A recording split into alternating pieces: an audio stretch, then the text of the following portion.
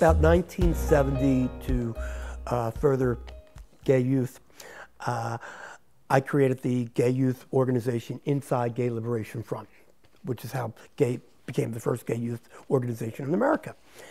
And about 1971, or late 1970, I was counseling people on how to come out to their parents, but yet I hadn't come out to my parents.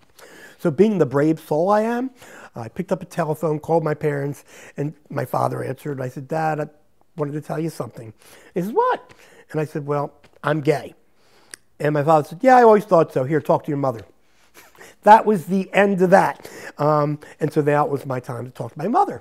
And I said, "Mom, I need to tell you something." And she said, "What?" And I said, "I'm gay." Her reaction was probably the same thing that every mother in America would say. "I'm worried for you. I love you. I'm worried for you. I'm particularly worried for you when you get old." Mom, I'm 66 years old. And then about a year later, 1971, my father called and said, "Mom's sick. Would you come home and help out?" And he knew at this point, that I was part of the gay liberation movement, because that's when we call every single week. That's what we talk about. "Well, what are you doing?" And I said, "Well, I've been arrested this week," or "I'm, leafleting or demonstrating," every single week, because that's what GLF did. My mother would ask, "Are you eating?" Typical mother things. So when my father asked me to come home, he added the line, "You could do what you're doing in New York in Philadelphia." So of course, that meant I would be living at home while doing my activities. So I would be at home, I would go out and get arrested, and there would be a front page article, and then I would go home.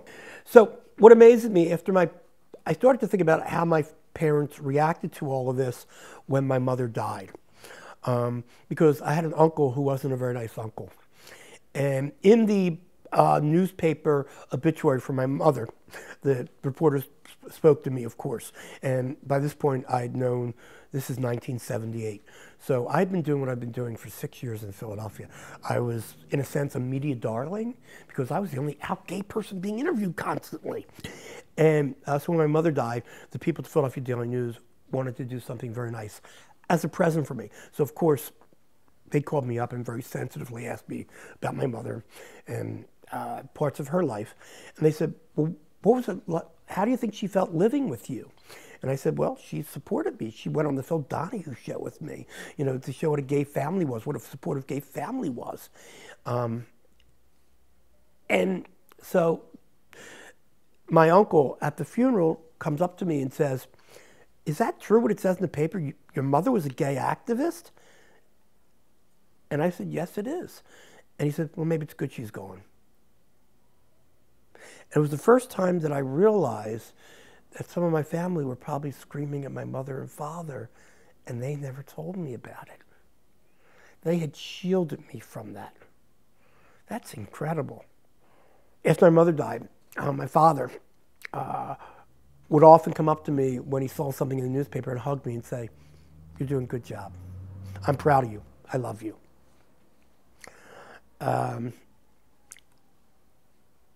I'm probably one of the luckiest gay activists in the world to have had that. It makes me who I am today. If you want to ask what makes me who I am today, my grandmother, my mother, my father, and Gay Liberation Front. That's what made me who I am.